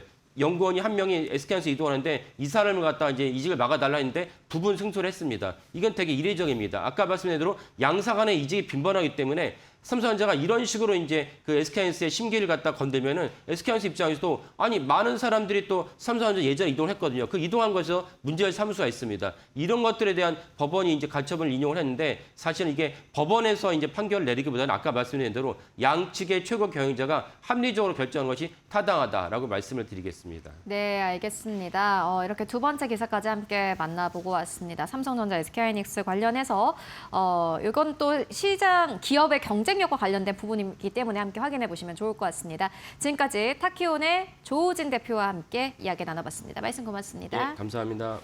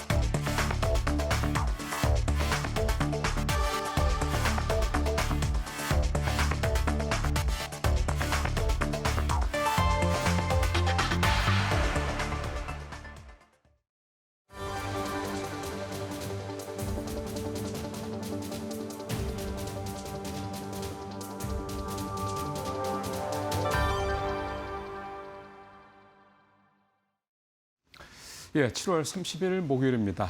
어제도 상당히 좀 힘든 그런 또 하루를 보내셨을 거라 생각합니다. 그래도 뭐 다행이라고 한다면 12%까지 떨어졌던 코스피가 어쨌든 절반 수준으로 낙폭을 줄였다라는 거. 코스닥도 마찬가지죠. 물론 또 오늘도 뉴욕 시장이 또 반도체주들이 또 한 번에 또 큰 폭의 하락을 보였기 때문에 뭐 오늘도 편안한 시장이 될 것 같지는 않습니다만 어쨌든 우리도 그렇고 미국도 그렇고 이 반도체 섹터와 관련된 어떤 바닥에 대한 근접은 점점점 가까워지고 있는 것은 분명한 것 같습니다. 자, 오늘 준비한 내용 좀 또 시작을 해보겠습니다. 어제 SK 하이닉스 실적 발표 나왔고요. 뭐 왼쪽에 실적 내용들을 앞서 자세히 말씀해 주셨을 테고 저는 컨퍼런스 콜 관련된 내용들 중심으로 좀 오늘 좀 말씀을 드리겠습니다. 일단 주주환원 방안과 관련해서 다각적인 검토 이게 다입니다. 어제 사실 하이닉스 주가가 어제 우리나라에서 15%, 18%까지 떨어졌다가 9%까지 줄이긴 했습니다. 어쨌든 정말 폭락이었죠. 어제 18%까지 떨어졌던 건. 그게 대부분 다 컨퍼런스 콜 이후에 나타났던 현상들이고요. 오늘 뉴욕 시장에서도 뭐 저가 매수가 좀 두르긴 했지만 결국은 마이너스로 돌아섰는데 이 부분 주주환원 정책에 대한 기대감이 실망으로 돌아서는 이게 가장 컸다고 좀 봐야 될 것 같고요. 예, 140만 원대까지 떨어졌죠. 그다음에 중장기 투자로 공급 과잉은 제한적인 뭐 이런 얘기들, LTE 가격 구조는 가격 변동성에 대응한다. 뭐 사실 이 부분은 LTE 얘기는 어느 정도 일단 시장에서는 한번 소화가 된 내용이라고 좀 봐야 될 것 같고요. HBM4 뭐 잘 진행이 되고 있고요. 그다음에 투자 이외에 추가 계획이 없다. 이것도 사실은 조금 그러니까 이 추가로 투자할 계획이 없다라는 게 이게 뭐 향후 성장성에 대한 부분이 조금 이제 둔화된 게 아니냐. 근데 메가 프로젝트에서 1,100조 그렇게 한 거 이상의 또 추가 계획을 할 수 있을까 싶은 생각이 듭니다만 어쨌든 시장에서는 또 뭔가를 기다렸던 것 같고요. 그다음에 ADR 더 추가로 발행하기 힘들다. 뭐 이런 내용들이 어제 컨퍼런스에서 주요 내용이었습니다. 자, 이런 내용들을 중심으로 해서 어제 시티 글로벌 증권에서 이 회사에 이제 국내외에 있는 애널리스트가 3사람이라고 그러거든요. 그 3사람이 각각 이제 커멘트를 낸 거를 종합했던 그 내용이 올라와서 오늘 그 내용을 좀 정리를 해서 좀 말씀을 드리도록 하겠습니다. 뭐 국내 쪽은 이제 피터 리라고 하는데 이세철 전무라고 저희 이데일 TV에서도 종종 뵐 수 있는 분이기도 하죠. 자, 이분들의 시장을 바라보는 시각을 한번 더 좀 말씀을 드려볼까 합니다. 최근 반도체 급락의 배경은 낸드 쪽의 재고 문제, 이 부분이 좀 부각이 됐다. 그다음에 키미 K3 같은 이런 경량화 AI, 중국산 경량화 AI 모델 때문에 AI 수요가 줄어들 것이라는 우려가 나오고 있다.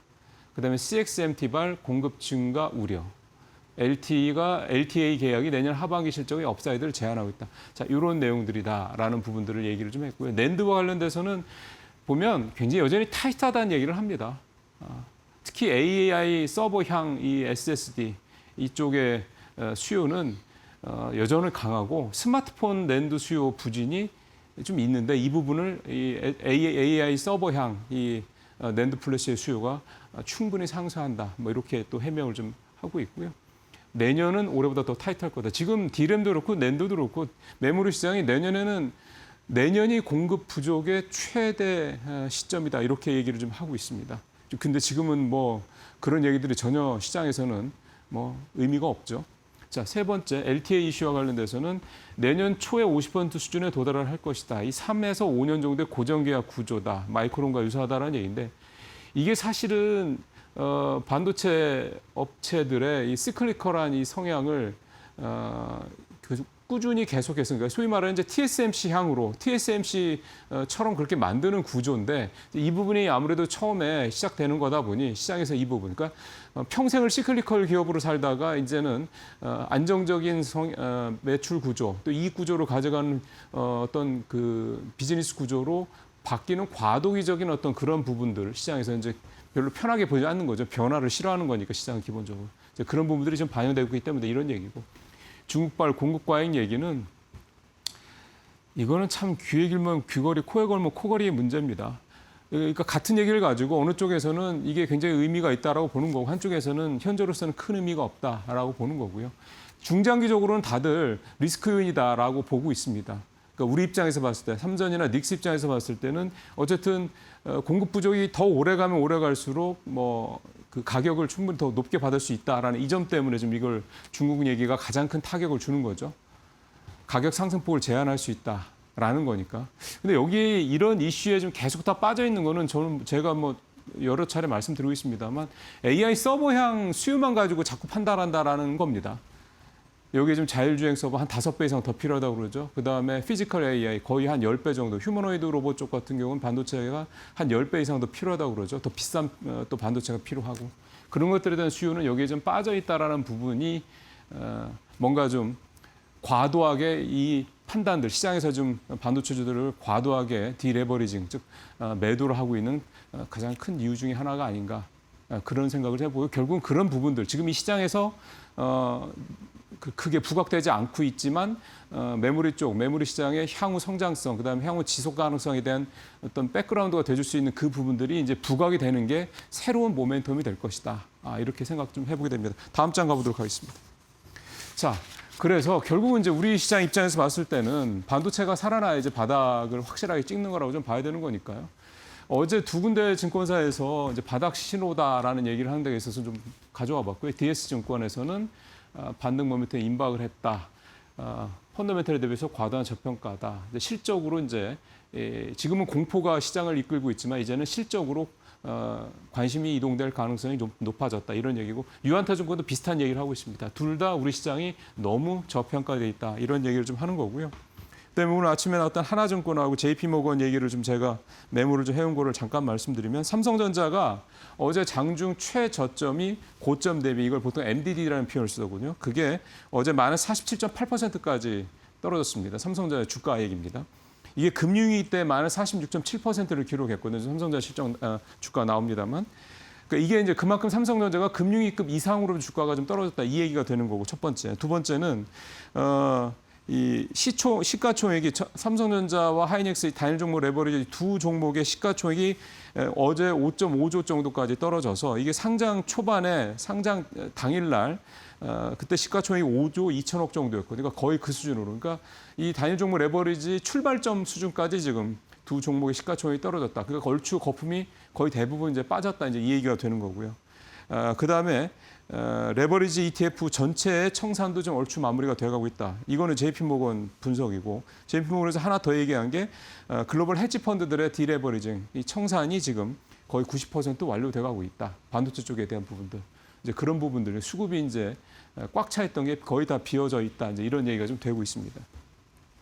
그러니까 결국 이제 종합적으로 말씀드리면 어제 이제 개인들, 엊그제 뭐 이번 주 들어서 개인들이 계속해서 대규모로 순매도를 좀 하면서 시장에서 좀 하락을 주도를 하고 있다. 뭐 이렇게도 볼 수 있는데 외국인도 물론 있긴 합니다만은 그러니까 개인들의 이 대규모 순매도 같은 경우는 결국은 공포감에서 나온 게 크다 이렇게 해석을 해볼 수가 있는 거고 과거에도 이런 공포감에 의해서 휩싸여서 대거 매도를 했던 이런 것들은 이제 시장이 바닥에 지금 근접해가고 있다 이런 신호다라는 거 이 부분을 좀 시장에서 주목해서 좀 보고 있다라는 겁니다. 언제가 바닥일지는 사실 누구도 모릅니다만 가까워지고 있다.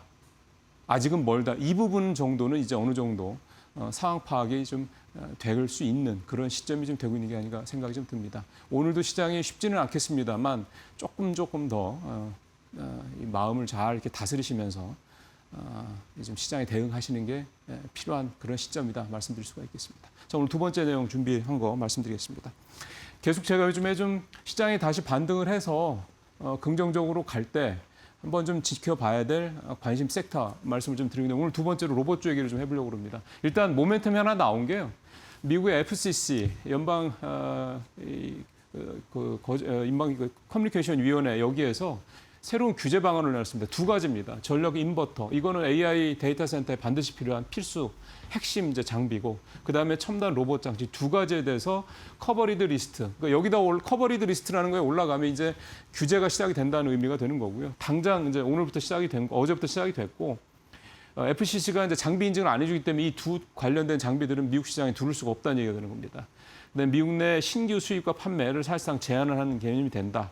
이게 중국산만 금지한 게 아니다라는 건데 전력 인버터랑 로봇 공급망의 중국 비중을 감안할 경우 결국 사실상 중국 이게 결국은 말을 안 해서 그렇지 대놓고 얘기를 안 해서 중국산 장비 두 가지 장비를 이제 규제하겠다. 이제 이게 좀 핵심 내용이 좀 될 것 같고요. 그 다음 장 가보도록 하겠습니다.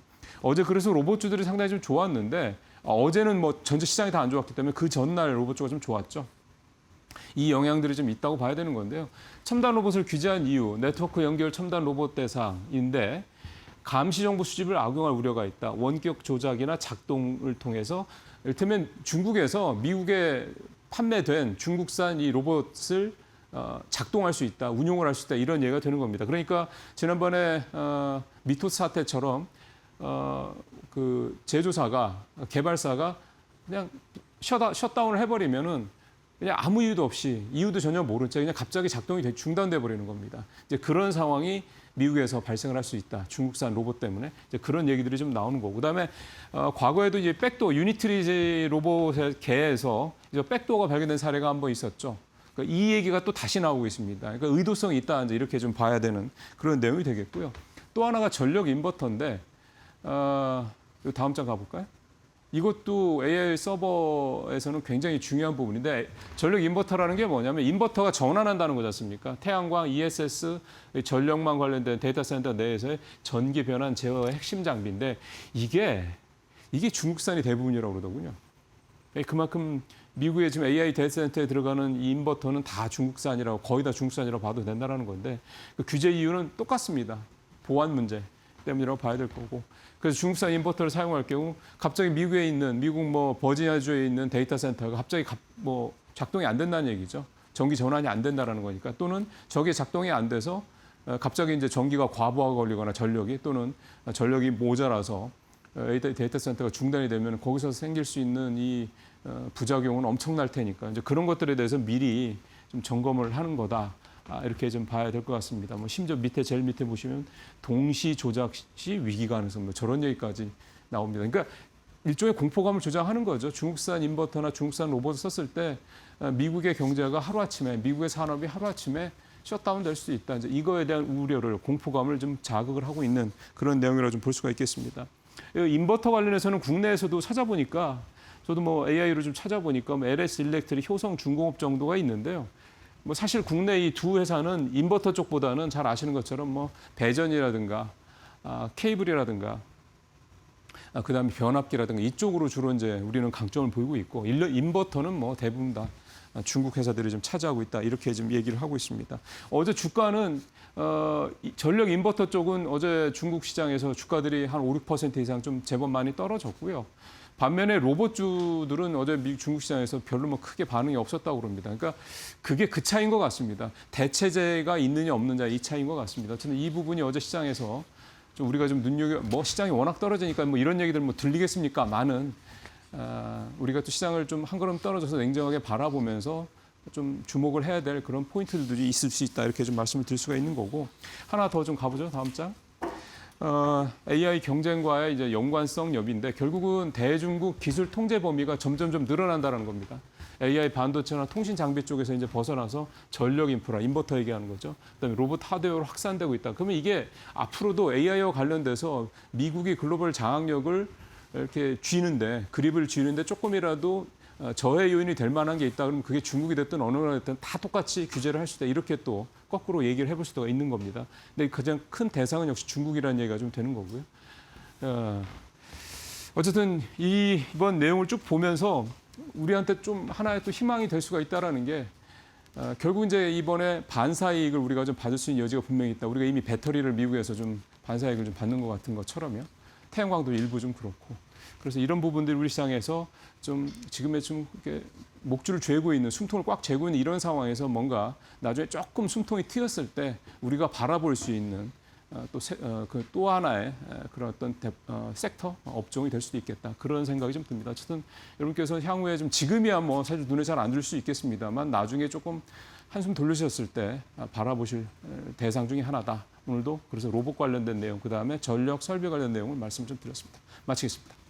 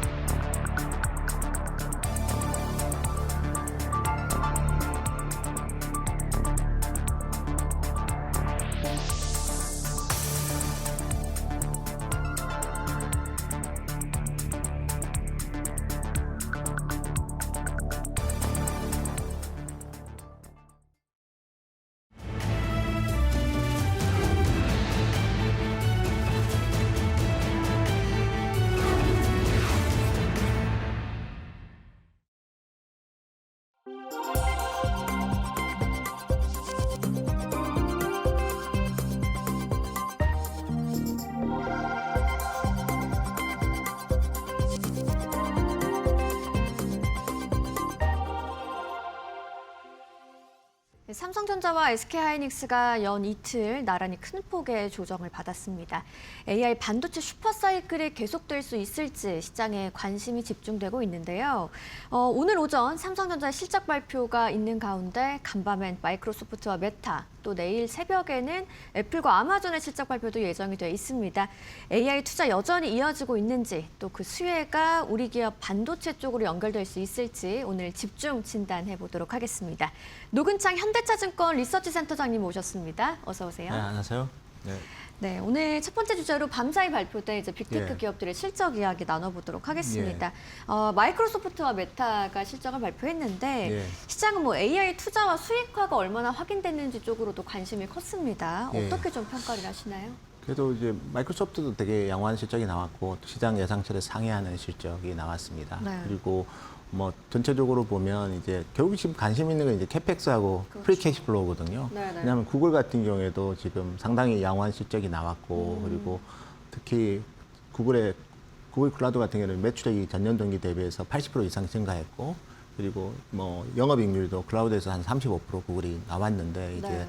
실적 발표 이후에 주가가 빠지고 또 우리 기업들 주가에도 영향을 준 게 네. 구글 같은 경우에는 이제 잉여 현금 흐름이 프리캐시플로우가 그 트레이딩이라고 해서 12개월 트레이딩으로 돌려보니까 이제 마이너스가 나니까 결국 이제 향후에도 이제 이런 투자가 이어질 수 있느냐에 대한 불안감인데 마이크로소프트는 이제 잉여 현금 흐름도 이제 파지티브하게 나왔고요. 네. 그다음에 캐펙스 같은 경우에는 이제 전년 동기 대비 한 410억 불 정도 해서 여전히 데이터 센터 투자를 하는데 다만 마이크로소프트하고 구글의 차이는 구글은 제미나이라는 LLM 그런 AI 서비스를 확대하는데 마이크로소프트는 그런 건 없지 않습니까? 그냥 클라우드사업만 하다 보니까 비용 지출 면에서 구글보다는 좀 우호적인 것 같아요. 네, 그런 면이 이제 전체적인 잉여형 그런 보면은 좀 긍정적이었고 메타 같은 경우에는 지금 뭐 실적 자체가 순이익이 좀 예상치를 좀 하회했고요.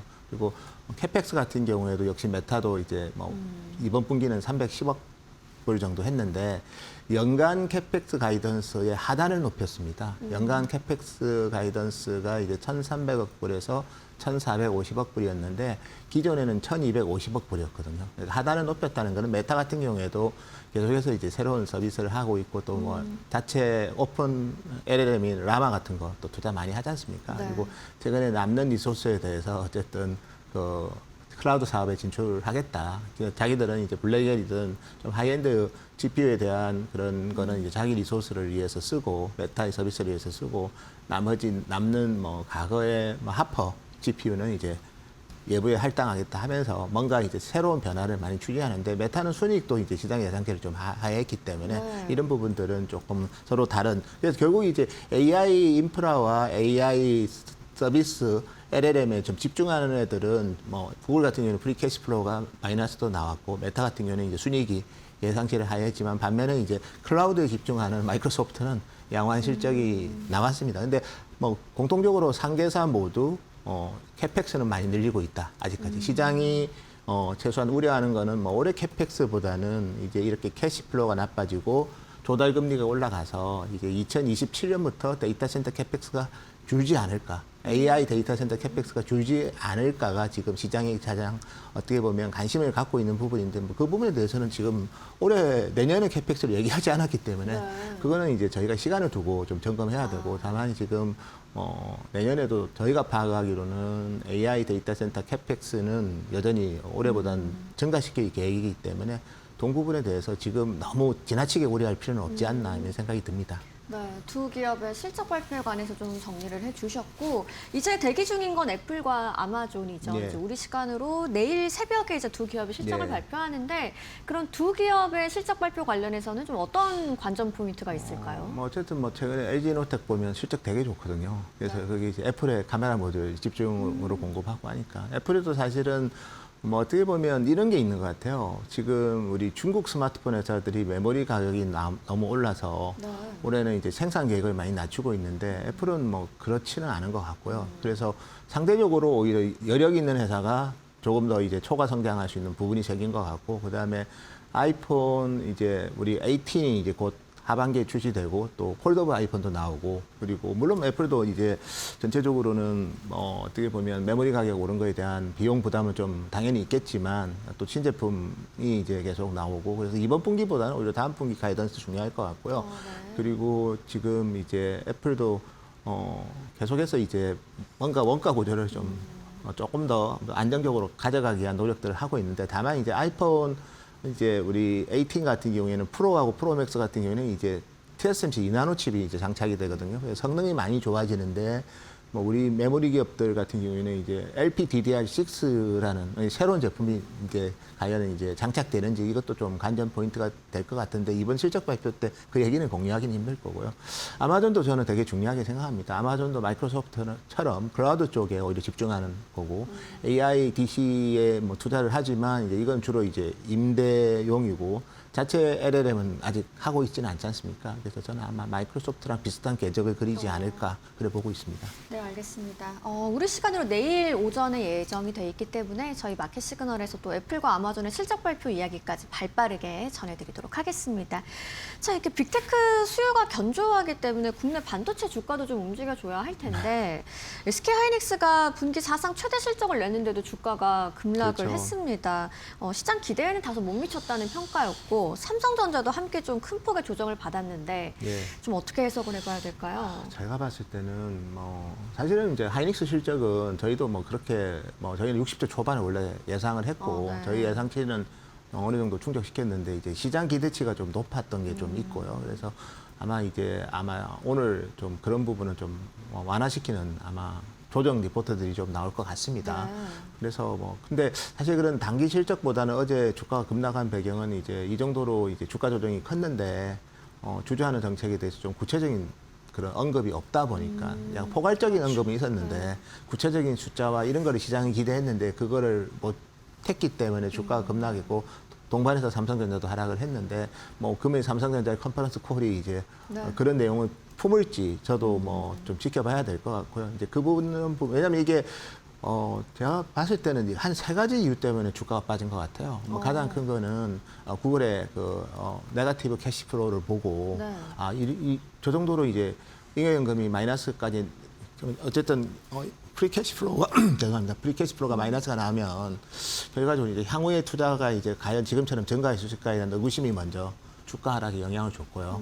두 번째는 이제 창신 메모리랑 CXMT랑 또 조금 약간 좀 성급한 그런 중국의 DUV 중에서 이머전 장비 국산화 이런 것 때문에 또 혹시 중국이 또 우리 메모리 기업한테 또 레드오션을 또 조개 만들지 않을까에 대한 우려 이게 두 번째였고 세 번째는 이제 그 레버리지랑 이런 것 때문에 삼성하이닉스 때문에 수급이 많이 왜곡됐잖아요. 그래서 왜곡된 수급 때문에 주가가 하락했기 때문에 시장 참여자들은 물론 그 왜곡된 수급을 우리 기업들이 만든 건 아닙니다. 그렇지만 기업들 입장에서도 또 지금 우리 직원들에 대해서는 성과급 준다고 했지 않습니까?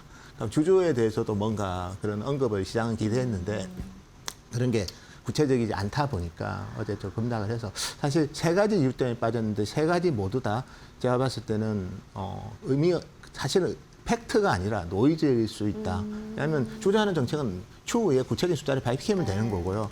그다음에 중국 메모리는 저희가 봤을 때 그렇게 봅니다. 장신 메모리 시총이 워낙 수급이 거기도 좀 제한돼서 약간 플로팅 주식수가 많지는 않거든요. 그래서 주가가 상당히 많이 올랐는데 다만 이제 창신 메모리 같은 경우도 지금 설비 투자 계획은 있지만 최근에 이제 ASML이나 이제 그런 기업들의 장비 수출 지역을 보면 대한민국하고 대만이 제일 많아요. 한 70%가 훨씬 넘습니다. 그래서 지금은 TSMC랑 우리 메모리 기업들 투자가 워낙 많다 보니까 중국 기업한테 장비를 줄 수 있는 여건이 안 됩니다. 그래서 그들이 말하는 시장 점유율 계획이라는 건 저는 상당히 이루어지기는 단기적으로는 힘들다고 보고 있고, 그다음에 이머전 DUV 같은 경우에는 제가 이제 자주 이제 중국 기업들 방문을 하는데 그 상하이에 있는 상하이 마이크로 일렉트로 이퀴먼트 이런 회사들이 기술을 좀 이전했다고 하는데 사실 그 제품도 봐야 되고 그래봤자 DUV 이머전 장비라는 거죠. 그리고 그런 장비를 확보를 하면 우리 ASML도 이제 중국으로는 ASML의 EUV 이머전 DUV 이머전 장비를 공급을 이제 수출을 안 할 가능성도 좀 있습니다. 그래서 저는 이 부분도 정말 검증되려면 상당한 시간이 필요한 그런 뉴스인 것 같고 이제 구글의 어떻게 보면 프리 캐시플로우가 마이너스 난 거는 특정 시점이 되면 당연히 또 플러스가 날 거고 또 클라우드 매출이 커지고 있기 때문에 또 제미나이 가입자가 이제 곧 10억 명이 넘어갑니다.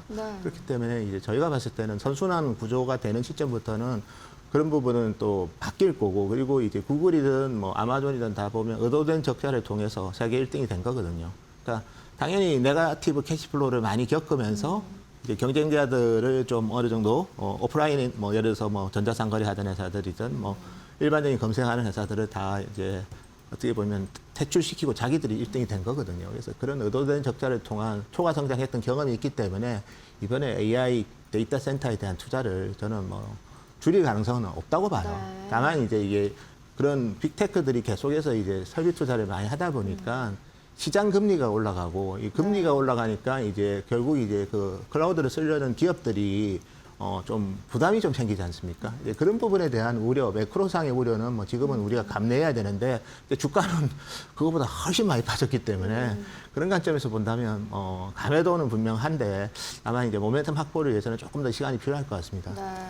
뭐 주가 하락의 세 가지 이유를 짚어주시면서 팩트보다는 좀 노이즈에 가깝다라는 해석도 더해주셨는데 그렇다면 뭐 국내 반도체 업황 자체는 뭐 여전히 긍정적으로 전망해 볼 수가 있을까요? 그래서 지금은 이제 엄청난 고실적이 나는데 네. 저도 뭐 사실 한 27년 정도 이 증권업종에서 애널리스트를 했습니다. 그래서 제가 이제 일본에 우리 주식시장 읽는 흐름, 읽는 법 4개라는 게 있거든요. 봄, 여름, 가을, 겨울.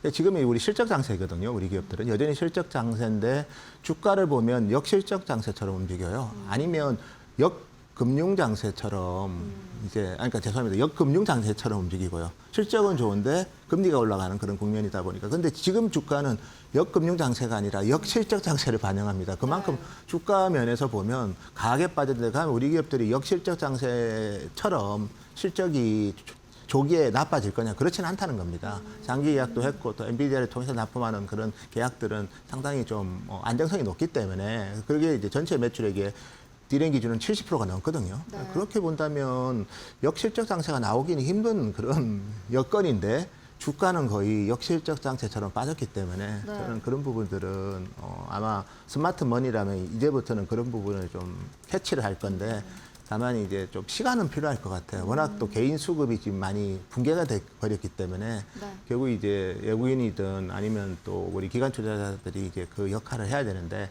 지금 또 여름이고 하다 보니까 휴가 시즌이고 하다 보니까 아마 의미 있게 지금 액션을 취하기보다는 좀 기간 조정을 기다리면서 아마 접근하지 않을까 조심스럽게 그렇게 생각하고 있습니다. 네, 알겠습니다.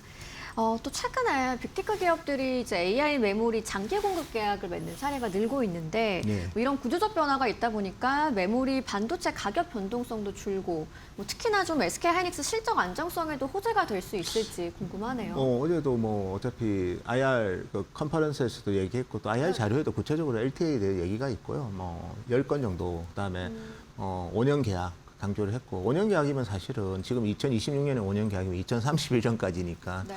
상당히 안정적이고 또 마이크론 같은 경우는 좀 더 강화된 뭐 우리 SCA 전략적인 고객 계약 이런 거를 통해서 선수금을 받고 또 안 사갔을 때 또 그런 강제 조항들이 많이 있거든요. 페널티 조항이 많기 때문에 이제 그런 고객들이 이제 몇 %가 되느냐인데 뭐 마이크론은 목표는 한 50%까지 그런 고객을 하겠다 그렇게 하고 있고 그래서 아마 우리 기업들에 대해서도 이제 그런 요구도 많이 있습니다. 그래서 전체적으로는 장기 계약의 안정성이 있고 그리고 제가 강조하는 거는 HBM하고 소캠 이 제품 같은 경우에는 이제 근본적으로 이제 엔비디아랑 AMD에 직접 납품하기 때문에 우리 기업들이 이제 그 하이퍼스케일러하고 다이렉트로 계약을 안 하거든요. 이런 부분들도 상당히 이제 어떻게 보면 계약의 안정성 면에서는 크게 기여할 것 같고 그다음에 이건 이제 공급자 관점에서 말씀드린 거고 수요자 관점에서 말씀드린다면 과거 사이클에는 이제 하이퍼스케일러가 이제 다였거든요. 근데 지금은 이제 하이퍼스케일러한테 데이터 센터를 임대하던 애들이 이 하이퍼스케일러 데이터 센터가 GPU가 많긴 하지만 지역별로 떨어져 있어요. 그래서 그거를 이제 연결해서 쓸 때 또 비효율성이 크거든요. 그래서 우리 기존의 하이퍼스케일러한테 AI 데이터 센터를 빌려 쓰든 임대하든 그런 우리 LLM 서비스 사업자들이 직접 데이터 센터를 구축을 합니다. 그래서 예를 들어서 엔트로피 같은 경우도 500억 불 정도 투자해서 이제 데이터 센터를 구축하고 오픈 AI도 지금 데이터 센터 구축을 하려고 하거든요. 그래서 사실은 2017년, 18년보다 기본적으로 수요처들이 다 변화됐다. 그 말은 이제 공급자 입장에서는 바게닝 파워가 생기는 거고 여기에 또 네오 클라우드라고 해서 뭐 코이브든 아니면 니비우스든 람다랩스든 이런 기업들이 또 많이 생겨났고 소버니 AI까지 AI까지 같이 있거든요. 그래서 수요처가 과거보다 훨씬 많아졌다. 데이터 센터를 구축하는 수요처가 훨씬 많아졌고, 두 번째는 이제 공급하는 스타일이 과거 사이클에서는 하이퍼스케일러한테 100% 다 공급했다면 이제는 한 30% 정도는 엔비디아, AMD를 통해서 간접적으로 공급하고, 두 번째는 이 하이퍼스케일러한테는 장기 계약을 묶어버렸다는 거죠. 그래서 사실은 이제 실적이 이제 역실적 장세로 갈 만큼 그런 여건은 안 되는데 주가는 이제 실적의 붕괴를 반영할 정도로 빠졌기 때문에 그런 면에서 보면 다운사이드 리스크가 지금부터는 크지는 않은데, 다만 이제 개인 수급이 워낙 붕괴가 돼서 일단 시간은 좀 필요하지 않을까 그렇게 보고 있습니다. 또 이제 시장의 최대 관전 포인트가 저희가 SK하이닉스 얘기했습니다만 삼성전자의 반격인 부분인 것 같습니다. 또 오늘 오전에 확정 실적을 발표하게 되는데 뭐 SK하이닉스와 HBM 격차를 줄이고 뭐 하반기 반등에 성공할 수 있을지 가늠하려면 좀 어떤 핵심 지표나 이벤트를 봐야 될까요? 그래서 삼성전자가 지금 보시면 뭐 오늘 실적 때도 얘기를 하겠지만 하이닉스보다 1분기, 2분기 모두 다 ASP 상승률이 높아요. QOQ로. 그 말은 이제 HBM 비중이 그만큼 적어서 상대적으로 범용 가격이 더 많이 올랐기 때문에 좀 우호적인 그런 어떻게 보면 제품 믹스가 삼성전자 실적에는 긍정적으로 작용을 했고, 다만 이제 3분기부터는 이제 그런 식의 일시적인 뭐 좀 상대적인 우위 말고 본질적인 부분에서 이제 성과를 보여줘야 되고, 그게 이제 HBM4라고 보고 있고요. 삼성 같은 경우는 HBM4가 이제 좀 경쟁사랑 달리 이제 그 HBM 각각의 다이를 컨트롤하는 로직 다이를, 그러니까 로직 칩이죠. 그거를 이제 직접 4나노 핀패스로 만들었기 때문에 동부분의 경쟁력이 상당히 크고, 또 원시 디램을 또 안정화시켜서 수율이 되게 좋고, 그 원시 디램을 가지고 HBM4를 만들었기 때문에 HBM4의 수율도 상당히 좋다고 제가 들었습니다. 그래서 아마 이번에 AMD의 그 힐리오스 렉에 삼성이 선제적으로 HBM4를 공급을 지금 하고 있고, 그리고 이제 뭐 엔비디아의 우리 루빈에도 좀 의미 있는 파일을 차지할 거기 때문에 삼성전자의 HBM 반격은 시작되었다, 이렇게 말씀드리겠습니다. 반격은 이미 시작됐다라고 해주셨고, 자, 마지막으로 좀 여쭤보겠습니다. 센터장님께서 이번 반도체 슈퍼사이클이 2028년까지 이어질 거라고 이제 내다보셨어요. 뭐 과거와 다르게 좀 길게 갈 거라고 보는 이유는 어디에 있으신가요? 금방 설명드린 내용 중에 좀 몇 가지가 있는데요. 일단 기본적으로 장기 계약, 하이퍼스케일러 장기 계약이 기존에 1년이었다면 지금 3년에서 5년으로 이제 되면서 좀 안정성이 높아졌고, 아마 그게 전체 디램 매출액의 한 45% 정도 될 겁니다.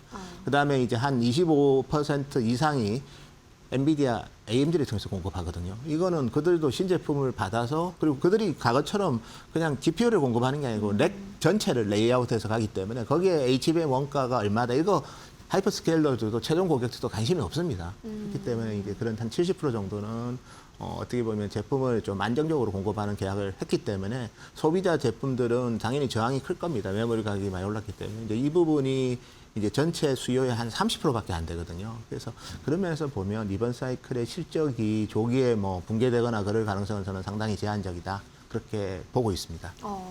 뭐 좀 짧게 여쭤볼게요. 이 장기 낙관호를 흔들 수 있는 뭐 변수가 있다면 가장 어떤 게 치명적일까요? 뭐 지금 이제 금리 오르고 해서 뭐 조달 금리 오르면서 이제 하이퍼스케일러들이 일단은 그 과연 이제 내후년에도 우리 공급을 충족시킬 만큼 투자를 할 거냐가 가장 클 것 같은데, 저는 뭐 그 부분은 크게 문제는 안 될 것 같은데, 다만 이제 스타게이트 US 프로젝트가 있거든요. 그래서 우리가 오픈 AI 엔트로피 상장하는 거 별개로 IPO 하는 거 별개로 스타게이트 US는 이제 오라클이 투자하는 데이터 센터들이 많아요.